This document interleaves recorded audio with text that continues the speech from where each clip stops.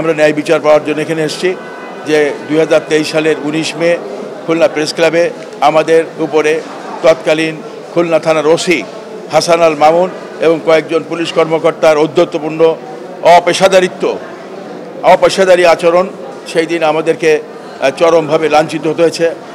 1 নম্বর আসামি শেখ হাসিনা এবং 9 নম্বর আসামি শেখ জুয়েলের নির্দেশে খুলনায় তৎকালীন আমলে খুলনা থানার ওসি সহ কেএমপির তৎকালীন কর্মকর্তারা যারা উচ্চপদস্থ কর্মকর্তারা ছিলেন তাদের নাম এখানে যারা উল্লেখ করেছি, তারা আমাদের পরে অকথ্য নির্যাতন চালিয়েছে।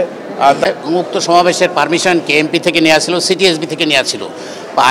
আইনগত পারমিশন থাকা সত্ত্বেও ফ্যাসিস্ট শেখ হাসিনার নির্দেশে তার পেটুয়া বাহিনী ওসি মামুন সহ আরও পুলিশ কর্মকর্তা এবং সর্বমোট 156 জন আসামি ওখানে অতর্কিতে হামলা করে, গুলি বোমাবর্ষণ করে সভাস্থলকে পণ্ড করে দেয়।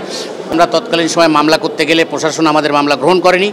আমরা এই জন্য এই ঘটনায় আজকে বিজ্ঞ আদালতে মামলা দায়ের করেছি। বিজ্ঞ আদালত আমাদের মামলাটি গ্রহণ করেছেন এবং কাগজপত্র পর্যালোচনাতে পরে আদেশ দেবেন মর্মে আমাদেরকে নির্দেশ দিয়েছেন।